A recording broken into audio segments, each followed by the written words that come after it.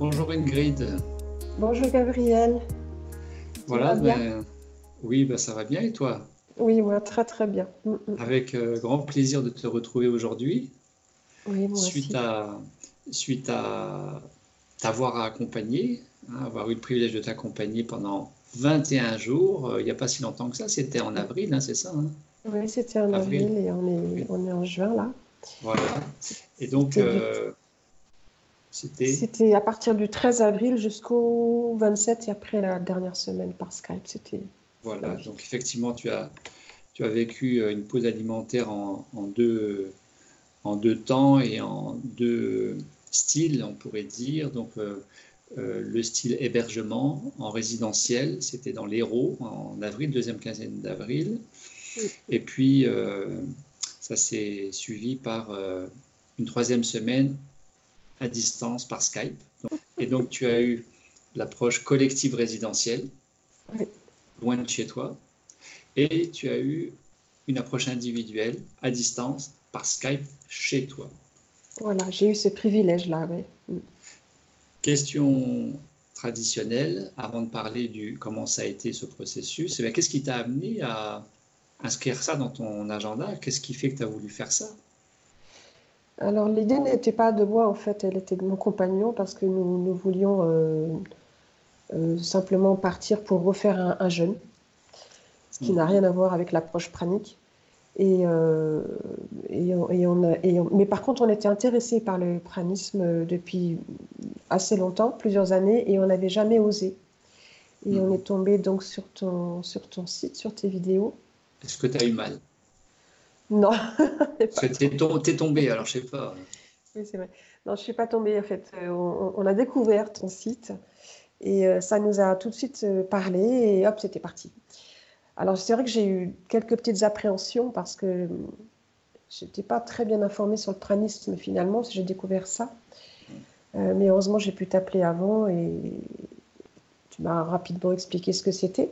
Mais après, ça a été juste une magnifique découverte parce que ça n'a rien à voir avec le jeûne, effectivement, rien à voir. Alors, alors justement, je crois comprendre que dans ce que tu viens, dans la façon dont tu viens de présenter ça, en point de départ, c'est que tu étais familière aux jeûnes, aux pauses alimentaires jeûnes, type jeûne et aux stages jeûnes peut-être? Oui, les stages, D'accord. le jeûne hebdomadaire, oui, voilà. Mais voilà, quand on jeûne, d'après ce que comme je l'ai vécu moi, on décide de ne plus manger pour se détoxiquer et puis après, on sait qu'on va reprendre la nourriture. Mais quand je me suis lancée dans cette retraite pranique, dans l'Hérault avec toi, accompagnée par toi, en fait, je savais que j'y allais, mais je ne savais pas quelle en serait l'issue. C'était Mhm. vraiment l'inconnu. Mhm. Et ça a été une belle découverte, vraiment. Quelle différence, similitude, convergence ou divergence tu peux constater aujourd'hui et comprendre de jeûne et prana finalement? Pour toi, c'est quoi? Eh bien, le jeûne, pour moi, c'est juste arrêter de manger pour certains résultats, et c'est bien, Oui. c'est tout à fait louable. Mais le pranisme, c'est pas arrêter de manger, c'est juste arrêter de manger solide, se nourrir de lumière. Donc on n'arrête pas de manger finalement. Et puis aussi, si l'on reprend, et quand on reprend la nourriture solide, ce qui est mon cas, hein, parce que j'ai pas arrêté de manger, Mhm. on mange complètement, enfin complètement. Moi, je mange différemment. Je mange vraiment en conscience, je bois en conscience, je me régale de l'eau que je bois. Enfin voilà, je suis en conscience. Et je crois que enfin, j'ai ressenti que c'était le message essentiel en fait du pranisme, parce que on se Ouais. nourrit de la source. Ce que tu décris là, c'est ce que tu vivais déjà avant ou c'est consécutif à ce 21 jours? Euh, Manger en conscience, se régaler de l'eau que tu bois. non, je ne le faisais pas tant que ça ou pas. Non, je crois que je ne le faisais pas avant. Pour moi, il y a un avant la retraite et un après la retraite, vraiment. Et bien sûr, c'était mieux avant, hein. Non, non, c'était pas mieux avant. Je suis même impatiente de pouvoir revenir, refaire une retraite, peut-être pas de 21 jours, je sais pas. Mais pour moi, ça a été vraiment, pas une thérapie, mais un travail en profondeur de conscience et de découverte plus fortement encore du lien qu'on a constamment avec ce que certaines personnes appellent l'univers, avec ce que d'autres personnes appellent la source, etc. Et, et, Comme... Oui. et du coup, je suis encore plus consciente des arbres qui sont autour de moi, de la nature, encore plus consciente des personnes quand je leur parle, quand elles me parlent. Il y a vraiment Consciente, une ça veut dire ouverture. que consciente et ouverture, ça veut dire que tu ressens ça vraiment ou c'est plutôt conceptuel, une idée? Non, non, c'est vraiment un ressenti. Et Ouais. d'ailleurs, le prana, maintenant, sans faire exprès, je le vois presque tous les jours. Il y a vraiment quelque Vi- chose qui s'est ouvert en moi. Visuellement, tu vois, tu perçois Oui, le prana. Et oui, donc tu tout à fait. perçois ces luminosités, c'est Oui, tout ça? à fait. Oui, et D'accord. ça me réjouit parce que on a beau savoir d'une manière intellectuelle que c'est là, Hmm. le voir, c'est différent. Le ressentir, c'est encore différent. Tu C'est le vois une dans autre étape. le, tu le vois, ce prana, ces particules de lumière, tu les vois dans le ciel bleu, le ciel nuageux, temps de pluie, à l'intérieur sur un mur uni, coloré. Oui, même dans ma chambre. Même dans ma D'accord. chambre. Ça m'est arrivé la semaine dernière. C'était au lever et ah non, c'était même pas au lever, je me trompe, c'était une mini sieste de l'après-midi et au réveil j'ai médité, j'ai ouvert Mhm. les yeux et pouf, il y en avait partout. C'était magique, voilà. Bon, Donc ça c'est en- bon. magnifique. En termes de préparation, comment ça s'est passé pour toi? Est-ce qu'il y a eu des choses particulières? Non, enfin non, peut-être parce que j'étais déjà partie pour des jeunes, donc j'ai fait ma petite descente tranquillement, alimentaire, je veux dire. J'ai fait attention à ce que j'ai mangé. Tu as mis l'accent sur les végétaux, les fruits et légumes? Voilà, et puis les jus, parce que je me nourris beaucoup de jus de fruits et légumes. D'accord. D'ailleurs, j'ai repris ça. Voilà. Après? Actuellement, ouais, après Après, j'ai depuis, ouais. fait comme ça. Ouais, Mhm. depuis, j'ai repris les jus, c'est-à-dire que je prends un jus ou deux jus par jour. Et puis le soir, je prends un repas solide le Ouais. soir. Alors restons sur la phase de la préparation. Oui. Comment ça s'est Mm. préparé pour toi? Comment ça s'est passé pour toi, cette préparation? Ça a été facile, pas facile? Il y a eu des particularités, des nouveautés? Tu disais C'était. que, Oui, entre nous, tu disais que tu as un petit peu perdu de poids déjà dans cette première phase. oui, tout à fait. Parce que, en fait, avant la décision de partir en retraite, je mangeais pas vraiment bien, je mangeais un peu n'importe quoi, même un peu de viande de temps en temps. Et Mhm. donc j'avais du poids à perdre, c'est sûr. Donc la descente, elle était relativement facile parce que Mhm. j'étais motivée, j'étais impatiente. Donc c'était pas vraiment difficile de faire que un mini repas le midi et un repas correct, je veux dire plutôt végétaux le soir. Mhm. Et après, j'ai arrêté le repas du midi. Euh, j'ai gardé le repas du soir et la journée, je prenais que des jus et de l'eau ou des tisanes, des D'accord. choses comme ça. Voilà. Pour moi, ça, c'était facile, relativement facile. Bon. Et du coup, j'ai commencé à perdre des kilos. Oui. Pour autant, tu es arrivé à cette retraite dans l'Hérault avec une petite appréhension, pas du tout. Dans quel état d'esprit t'es arrivé? Une petite appréhension parce parce que je ne savais pas sur quel genre de jeûne j'allais, enfin, pas de jeûne parce que c'était pas un jeûne, mais je ne savais pas ce que ça allait donner. Voilà, j'avais quelques petites appréhensions parce que je ne savais pas comment j'allais vivre 15 jours sans manger solide. Parce que jusque-là, j'avais arrêté de manger pendant une semaine, pas 15 jours. Mhm. Et je me disais, mais alors, si c'est trop long, 15 jours, qu'est-ce que je vais faire? J'avais pas Ouais. envie de... Et en fait, très très vite, je me suis rendu compte que le corps ne réclamait plus au cours après les 6 ou 7 premiers jours, le corps ne réclamait plus. Par contre, le mental, là, il travaillait, il demandait à manger, mais avec tout ce que tu nous expliquais, effectivement, je comprenais que j'avais pas faim, j'avais juste besoin de me remplir. Et là, c'est complètement différent. Et là, le travail en profondeur a vraiment commencé. a vraiment commencé en termes d'identifier ces phénomènes de remplissage en guise de compensation et Oui, donc de les identifier et puis de mieux les digérer, si je peux dire. oui. Si on peut, mais effectivement, c'était ça. Et C'était ça. donc, qu'est-ce que ça t'a apporté de faire ce 21 jours aujourd'hui? Tu pourrais en dire quoi? Euh, De faire, déjà, de vivre? oui, j'avais déjà, enfin, j'avais envie aussi de dire que cette semaine par Skype, après le retour à la maison, est très important. Ça nous soutient, enfin, ça m'a soutenu beaucoup, beaucoup, beaucoup, parce que le retour à la maison n'est pas si facile que ça. Il y a une transition pendant laquelle il y a des interrogations. Enfin, j'ai eu des interrogations. Qu'est-ce que je fais? Qu'est-ce que je mange? Comment je mange? Etc. Mais très vite, en fait, j'ai éprouvé une grande liberté quant à mes choix, Mhm. parce que je savais que c'était possible de manger ou de ne pas manger. Et en plus, euh, j'ai fait le choix de me nourrir de prana chaque jour, même si j'ai repris l'alimentation solide. Mhm. Donc, je reste d'autant plus reliée à l'écoute de mon corps, de ses besoins, de mes peurs aussi, parce qu'on a tous des peurs et j'en ai. Hein. J'ai beau être thérapeute, j'en ai encore. Euh, donc, je suis beaucoup plus en conscience de ce qui se passe en moi, de ce que je veux, de ce que je ne veux plus. Autant en Mhm. termes d'alimentation, de travail, de rythme de vie. J'ai beaucoup plus conscience de ce que je veux faire maintenant et de ce que je veux être. Il y a une clarté qu'il y avait moins Oui, auparavant, c'est ça, une clarté? oui, oui, oui. D'accord. Une bien plus grande clarté vis-à-vis de moi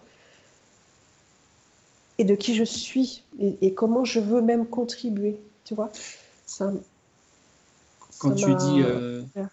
quand tu dis que tu sais mieux ce que tu veux faire aujourd'hui, est-ce que ça passe aussi par une affirmation de toi-même plus présente, Complètement, donc complètement. plus de confiance peut-être Plus de aussi dans tout confiance, ça? plus d'assurance, de détermination, plus de. C'est pas une détermination acharnée, c'est une détermination vers des objectifs, Mhm. quant à ma vie, mon être, mon travail, etc. Mais il y a beaucoup plus de lâcher prise, puisque quand, comme je suis plus en conscience, on va dire à chaque instant, j'essaye à chaque instant, mais plus en conscience de ce que je veux être et vivre, je suis plus dans le lâcher prise. Tu sais mieux composer entre le faire et le laisser faire, c'est ça, Oui, tout à fait, sans tout pour à fait. autant ne rien faire. Oui, ah non, moi je suis très active, mais je sais me poser et par exemple, je culpabilise plus de me poser. Parce que quand je me pose, eh bien, je sais que ça va créer quelque chose de différent. Ça va créer un espace de conscience et de créativité. Ça, c'était ce qu'on appelle un schéma limitant pour toi, la culpabilité. Ça Énorme, t'embêtait, ça énorme. t'embêtait, ça te poussait toujours en avant, c'est ça? Ça me poussait en avant et puis ça déformait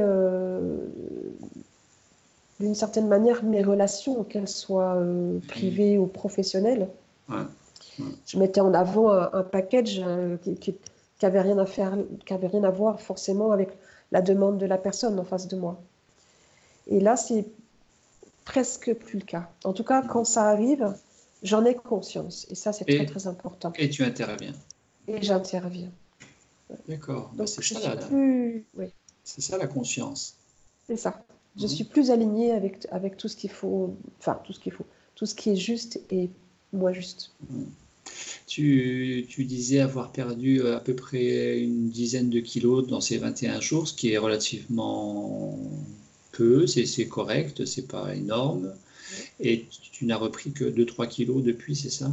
Oui, j'ai repris à peine 3 kilos. Donc, ça aussi, pour moi, c'est une réjouissance Victoire. parce que j'avais quand même des kilos en trop.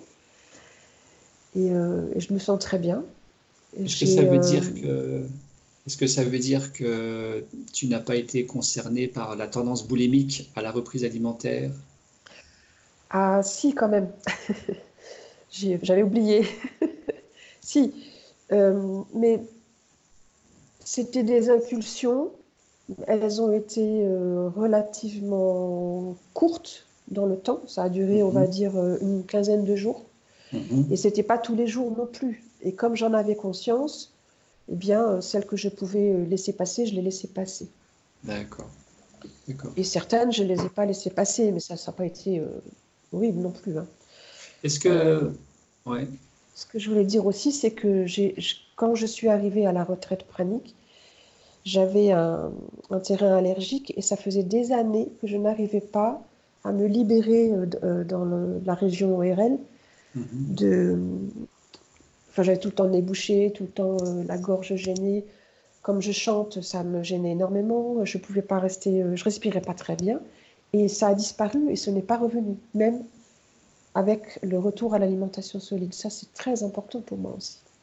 D'ailleurs, il y a une anecdote d'un point de vue santé, médecine à ce sujet, hein, c'est que tu m'avais annoncé que tu étais assujetti à un petit traitement en prévention d'une insuffisance de respirer, de pouvoir respirer correctement, et que tu n'as Oui, pas eu à prendre pendant ces 21 jours.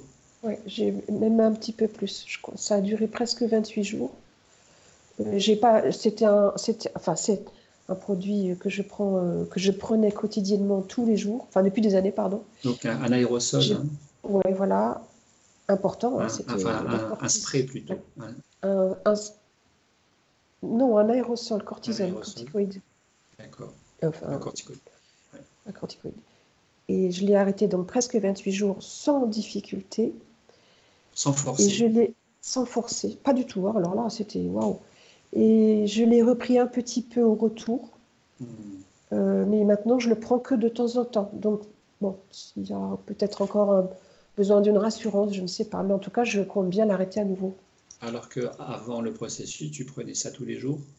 Tous les jours depuis des années, et surtout, je ne pouvais pas l'arrêter. C'est-à-dire qu'à chaque fois que je l'arrêtais, au bout de Impressionnant. 2 jours, je ne pouvais plus respirer. Hmm. Je ne C'est pouvais beau. plus monter des marches. Enfin, j'étais très, très gênée, quoi. Oui, Rien que pour, c'est rien que pour énorme. ça, tu es contente, j'imagine, d'avoir réalisé ce processus. Exactement, parce que ça s'est fait sans forcer. Et Hmm. ça a été avec grand regret que je l'ai repris, même si c'est avec parcimonie. Mais voilà, bon, pour le moment, c'est comme ça. Mais voilà, je sais qu'un jour, je pourrai l'arrêter parce que je vais recommencer. Bon, très Je vais bien. recommencer une retraite. En termes de sommeil, est-ce qu'il y a eu des changements entre l'avant et l'après? Je dors moins et je dors mieux surtout. Moins, tu dors Euh, combien? je dors 5-6 heures alors que je dormais 7-8 heures, mais c'était Ouais. 7-8 heures entrecoupées et Et donc pas bien. pas vraiment réparatrices. Mhm.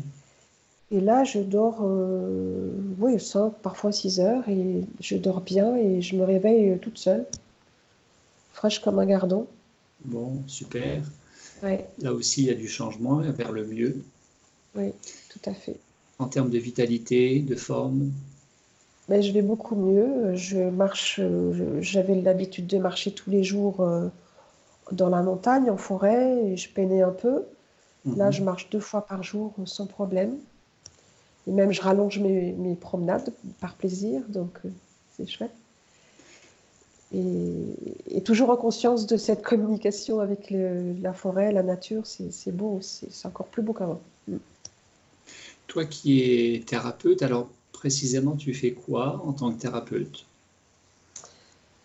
Alors, je fais ce que j'ai fait pendant la retraite, c'est-à-dire que j'aide les personnes à retrouver un bien-être au quotidien, mais en les aidant à voir ce qui est tordu chez elles, c'est-à-dire ce qui ne fonctionne pas. C'est-à-dire euh, Tordu voulant dire décalé, bancal, non aligné. non alignés, bancales par rapport à leur désir de vivre quelque chose et ne pas y arriver. Je les aide aussi, par exemple, à sortir des relations toxiques dans lesquelles elles s'enfoncent depuis des années. Parce que là, on peut aller voir dans les blessures de l'enfance pourquoi ça coince et pourquoi elles restent dans ce genre de relation. Donc Donc, je vais tout. tu es Oui, accompagnatrice, thérapeute, psychocorporelle, oui. avec des ouvertures sur le plan spirituel. Voilà. Et, euh, et je propose des coachings, par exemple, sur plusieurs mois, pendant lequel on fait vraiment équipe pour qu'elle Mhm. retrouve le goût de vivre, le goût de la force de se séparer d'une personne si c'est nécessaire, l'impatience et le courage d'aller vers une relation nouvelle ou dans une situation de vie nouvelle, etc. Parce il y a des grands freins chez tout le monde, pratiquement, Oui, et oui. chez Alors, moi aussi.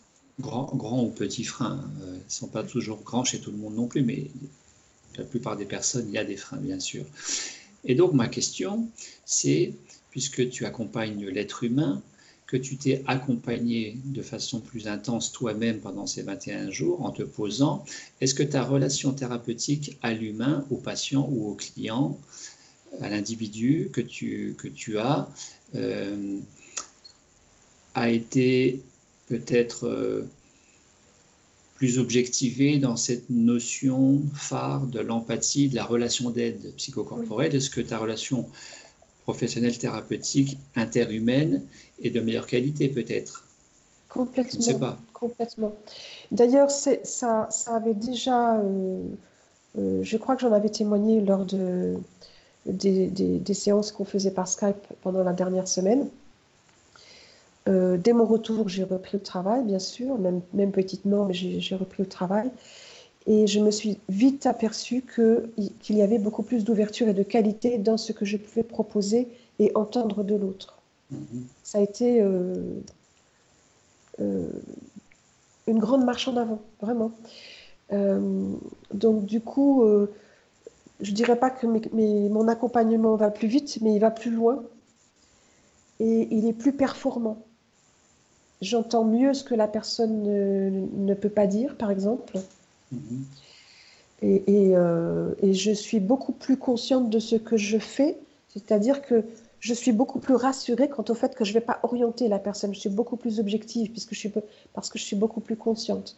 Et du coup, Plus objectif, plus neutre, oui, c'est ça, hein. voilà. Et du coup, j'accueille en toute neutralité ce qui se passe et je peux pas emmener la personne, mais si c'est ça, l'aider à s'ouvrir à ce qui se passe en elle, quoi.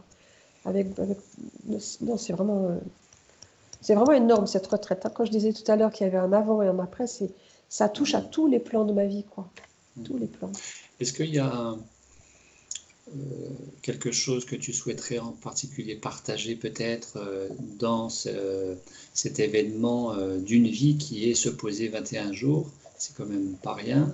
Est-ce qu'il y a Mm. quelque chose que tu souhaiterais en particulier partager? Oui. Euh, la première chose, c'est d'écouter son corps et d'accueillir les peurs, les freins, quand on en a conscience en tout cas, et d'oser, sans appréhension si c'est possible, d'oser commencer à faire des petites pauses. Parce que euh, personnellement, j'ai Parce que, bien conscience qu'on ne peut pas faire une pause pranique si on n'a pas commencé à faire des petites pauses, par exemple. bien sûr, parce que ça facilite. Ça. Oui, ça facilite et puis ça fait prendre conscience de ce qui est possible toujours plus loin, sans se Mm. faire mal hein, non plus. Mm. Et moi, j'encourage tout le monde à. De toute façon, j'en parle. Je vais te dire, j'ai un profil et une page Facebook, une page pro sur Facebook. Mhm. Et je disais à mes clients avant de partir que j'allais m'absenter une quinzaine de jours, parce qu'au départ, j'étais partie pour 15 jours et non 21. Et plusieurs d'entre mes clients ou amis me disaient, ouais, tu nous en parleras ou vous m'en parlerez à votre retour parce que ça m'intéresse, je voudrais savoir. Mhm. Et à mon retour, en fait, ils m'attendaient et j'ai organisé comme ça une petite causerie en direct par visioconférence et il y avait juste plein de gens. Donc, par tous les moyens, j'ai envie, et là, je témoigne encore aujourd'hui auprès de toi, en face de toi, que il faut essayer vraiment, parce que ça, même si ça change pas la vie, parce qu'on n'a pas fait 21 jours, parce que on avait trop de travail à faire, etc., ça change quelque chose. Il y a des prises de conscience qui sont vraiment importantes pour soi. Là, vraiment, je comprends. Faire le ménage dans sa maison intérieure fait qu'on se sent forcément mieux, qu'on y vit mieux, qu'on y voit plus clair et qu'on peut mieux accueillir à partir de cette autre ambiance, atmosphère, énergie de Oui, vie. oui, tout à Bon, fait. très bien. Ben, en même temps, de ce que tu avais envie de partager, c'est aussi ce que tu pourrais suggérer, si j'ai bien compris, aux personnes qui vont regarder ton témoignage, c'est-à-dire d'oser la petite pause alimentaire, aussi petite soit-elle, et puis d'accueillir les petites appréhensions, petites peurs ou grandes peurs qui ne sont jamais que des constructions mentales, parce que la peur, alors il paraît que la peur n'évite pas le danger, mais moi j'ai toujours eu de dire depuis mon enfance que le seul danger c'était la peur, et que quand on enlève la Exactement. peur, en réalité, la plupart du temps, nous ne sommes plus à l'âge de l'homme préhistorique avec les dinosaures, etc., etc. Mais le plus souvent, les peurs sont des constructions de l'imaginaire et très décalées avec la réalité. Quand on se prépare bien et quand on est bien accompagné. Oui, c'est très important d'être très bien accompagné. Et je te suis d'ailleurs vraiment reconnaissante d'être la personne que tu es parce que euh, il y a tellement d'accueil, de bienveillance, de clarté dans ce que tu expliques, dans ce que tu nous fais pratiquer aussi hein, pendant toute cette retraite. C'est très important d'être bien accompagné. Mmh. Parce que si j'ai encore quelques minutes, les jeûnes que j'avais fait, ok, c'était pas une retraite pranique, c'était un jeûne, mais franchement, c'était pas ça. On nous expliquait pas toutes ces choses, on nous parlait pas de spiritualité ou de notre corps, on nous laissait un petit peu nous débrouiller avec notre appréhension de ne pas manger, de ne pas savoir ce qui va se passer, etc. Donc c'est très très important de bien être accompagné dans une démarche comme un petit jeûne, un moyen jeûne ou une retraite pranique. Mmh. Bien. Eh bien, Très Ingrid, important. merci à toi pour Avec plaisir. la générosité de ton témoignage, de ce partage. Et puis tout de bon sur ton chemin, en conscience et en lumière. Merci. Ok, je te tiendrai au courant. À bientôt. À bientôt.